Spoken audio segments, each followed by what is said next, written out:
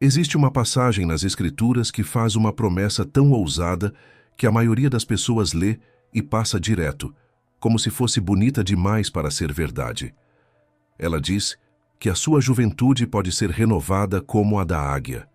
Não estamos falando de uma metáfora vaga. Estamos falando de uma declaração direta de que o seu corpo, a sua energia e a sua disposição para viver podem ser restaurados de um jeito que desafia tudo o que você ouviu sobre envelhecimento, sobre desgaste, sobre o tempo que passa e leva embora a sua vitalidade. O Salmo 103 não é um texto de autoajuda.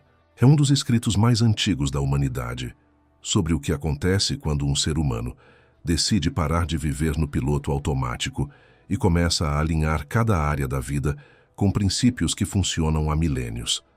E o mais impressionante é que a ciência moderna, aquela que estuda telômeros, inflamação crônica, neuroplasticidade e o impacto das emoções no sistema imunológico, está chegando exatamente nas mesmas conclusões que esse salmo já trazia. Se você sente que o cansaço virou o seu estado normal, se o seu corpo parece mais velho do que a sua idade, se você perdeu aquela chama que fazia os seus dias terem cor e propósito, este vídeo vai mudar a forma como você enxerga a sua própria restauração. Mas eu preciso te pedir uma coisa antes de continuar. Se esse canal tem te ajudado de alguma forma, deixa o seu coração aqui nesse vídeo, se inscreve se ainda não fez isso e compartilha com alguém que precisa ouvir essa mensagem hoje. Às vezes, um único vídeo compartilhado muda a trajetória de uma pessoa inteira. Agora vamos mergulhar nessa promessa, versículo por versículo, e você vai entender por que ela não é apenas espiritual, ela é profundamente prática. O perdão como mecanismo biológico de cura. O Salmo 103 começa com algo que a maioria pula quando quer falar de renovação. Antes de mencionar cura, antes de mencionar juventude restaurada, o texto fala de perdão. E não é por acaso. O salmista sabia, por uma sabedoria que antecede qualquer laboratório, que não existe corpo renovado enquanto a alma carrega o peso de ressentimentos acumulados. Hoje, nós temos pesquisas publicadas em revistas como a Journal of Behavioral Medicine, mostrando que pessoas que mantêm rancor crônico apresentam níveis elevados de cortisol de forma contínua. O cortisol, quando fica alto por tempo prolongado, destrói colágeno, acelera o envelhecimento celular, compromete a digestão, enfraquece o sistema imunológico e até reduz o volume do hipocampo, que é a região do cérebro responsável pela memória e pelo aprendizado. Ou seja, guardar mágoa literalmente envelhece o seu cérebro. Quando o Salmo diz que Deus perdoa todas as suas iniquidades, ele não está apenas descrevendo um ato divino. Ele está revelando um princípio universal. O perdão é o primeiro passo da renovação porque ele remove a causa invisível da deterioração. Pense nisso como um encanamento entupido. Você pode colocar a água mais pura do mundo, mas se o cano está obstruído, nada flui. O ressentimento é esse entupimento. Ele bloqueia a sua energia, a sua criatividade, o seu sono, a sua capacidade de sentir prazer nas coisas simples. Profissionais que estudam a fundo a relação entre mente e corpo já demonstraram que pacientes com doenças autoimunes frequentemente carregam histórias de mágoas profundas não resolvidas. A inflamação no corpo muitas vezes é o reflexo de uma inflamação emocional que nunca foi tratada. E aqui está o ponto que muda tudo. Perdoar não é concordar com o que te fizeram. Perdoar é decidir que aquela pessoa ou aquela situação não vai mais ocupar espaço no seu sistema nervoso. É uma decisão de saúde. O salmista colocou o perdão como o primeiro passo da renovação, porque sem ele, tudo o que vem depois perde potência. Você pode tomar os melhores suplementos, fazer os melhores exercícios, dormir 8 horas por noite, mas se dentro de você existe um tribunal funcionando 24 horas por dia, julgando quem te magoou, o seu corpo vai continuar em modo de guerra. E um corpo em guerra não se renova, ele se consome. A cura que começa na identidade. Logo depois de falar sobre perdão, o Salmo 103 diz que ele sara todas as tuas enfermidades. Mas existe algo aqui que quase ninguém percebe. O texto não diz que ele sara algumas enfermidades. Não diz que ele sara as enfermidades dos merecedores. Diz todas. E isso muda completamente o jogo, porque a maioria das pessoas, no fundo, não acredita que merece ser curada por inteiro. Existe um fenômeno que estudiosos do comportamento humano chamam de identidade limitante. É quando a pessoa incorpora a doença, o cansaço ou a limitação como parte de quem ela é. Ela deixa de ser alguém que está doente e passa a ser a pessoa doente. Deixa de ser alguém que está cansada e passa a ser aquela que nunca tem energia. Quando isso acontece, o próprio cérebro começa a organizar a realidade para confirmar essa identidade. É o que a neurociência chama de viés de confirmação, operando no nível mais profundo. O seu sistema reticular ativador, que é o filtro do cérebro que decide o que merece a sua atenção, começa a priorizar informações que confirmem que você é fraco, que você está envelhecendo, que a sua saúde só vai piorar. O Salmo 103 interrompe esse ciclo ao fazer uma declaração absoluta. Ele não negocia com a sua identidade de enfermidade, ele a substitui. Quando alguém internaliza a promessa de que todas as enfermidades podem ser saradas, algo muda na postura diante da vida. A pessoa para de se apresentar como vítima do próprio corpo e começa a se posicionar como alguém em processo ativo de restauração. Isso não é pensamento positivo superficial. Isso é o que pesquisadores da área de psiconeuroimunologia chamam de expectativa condicionada. Quando o cérebro recebe uma expectativa clara de cura, ele começa a liberar neurotransmissores e hormônios compatíveis com essa expectativa. O efeito placebo, tão documentado na medicina, é exatamente isso. Não é uma ilusão. É o corpo respondendo à instrução que a mente forneceu. Provérbios já dizia que o coração alegre é como um bom remédio, mas o espírito abatido seca os ossos. Isso não é linguagem figurada. Médicos que estudam a fundo a relação entre emoções e imunidade sabem que estados emocionais positivos sustentados aumentam a atividade das células natural killer, que são as células do sistema imunológico responsáveis por destruir células cancerígenas e combater infecções. A cura que o Salmo promete começa quando você para de se definir pela doença e começa a se definir pela promessa de restauração. Resgatar a vida da destruição, o poder de interromper ciclos. O versículo seguinte do Salmo 103 traz uma imagem poderosa. Ele diz que Deus resgata a tua vida da destruição. Essa palavra, destruição, não se refere apenas a um evento catastrófico. No hebraico original, o termo usado carrega o sentido de cova, de buraco, de um lugar de onde não se consegue sair sozinho.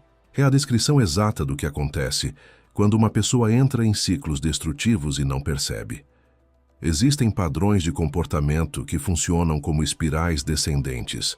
Uma noite mal dormida leva a uma escolha alimentar ruim, que leva a uma queda de energia, que leva à procrastinação, que leva à culpa, que leva à ansiedade, que rouba o sono da noite seguinte. E o ciclo se repete, cada vez mais apertado, cada vez mais profundo. A pessoa acorda um dia e percebe que está no fundo de um poço que ela mesma cavou. Decisão por decisão, dia por dia. Estudiosos do comportamento humano que pesquisaram a fundo como as pessoas de alta performance operam, descobriram que a diferença entre quem prospera e quem definha não está na ausência de ciclos negativos. Todo ser humano entra neles. A diferença está na velocidade com que a pessoa identifica o padrão e interrompe a espiral. E é exatamente isso que o Salmo está descrevendo. Resgatar da destruição não é impedir que você caia. É te dar a consciência para reconhecer a queda antes que ela se torne um abismo. Na prática, isso significa desenvolver o que alguns chamam de metacognição, que é a capacidade de observar os próprios pensamentos e comportamentos como se fosse um espectador. Quando você consegue perceber que está entrando em um ciclo destrutivo enquanto ele ainda está no início, você ganha o poder de escolha. Sem metacognição, você é refém do padrão. Com ela, você se torna o autor da interrupção. Existe uma passagem em Isaías que complementa perfeitamente essa ideia. Ela fala sobre uma estrada no deserto, um caminho onde antes não havia caminho. Isso é a interrupção de um ciclo destrutivo. É abrir uma rota nova onde antes só existia repetição. A renovação que o Salmo 103 promete não acontece para quem continua trilhando os mesmos caminhos que levaram ao desgaste. Ela acontece para quem tem a coragem de parar, reconhecer o padrão e escolher uma direção diferente, mesmo quando a direção antiga parece mais confortável. A coroa de benignidade, reprogramando o sistema de recompensa.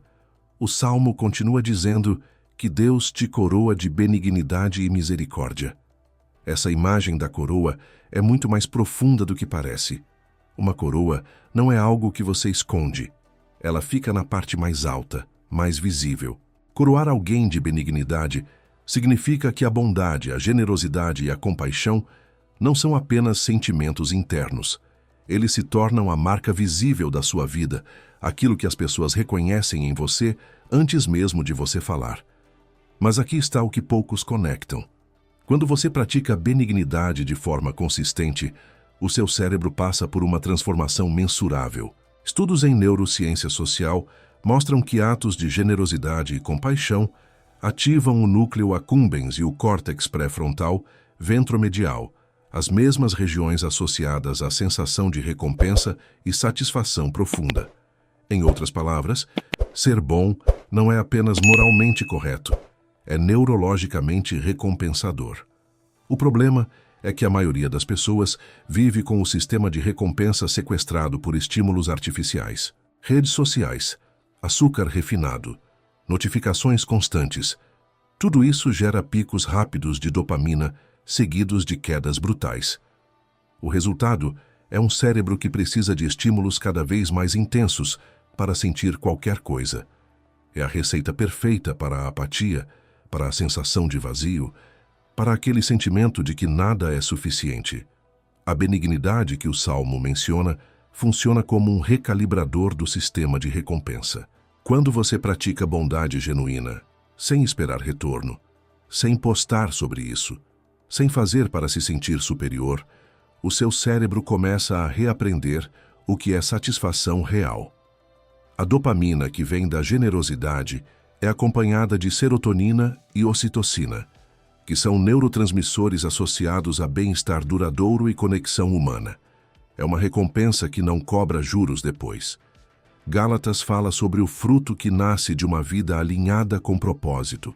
Benignidade é um desses frutos. E quando o Salmo diz que você é coroado com ela, está dizendo que essa qualidade pode se tornar a sua marca registrada, o seu modo padrão de operar.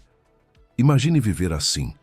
Imagine acordar todos os dias com o sistema de recompensa do seu cérebro calibrado para encontrar satisfação em fazer o bem, em ajudar, em ser presença positiva.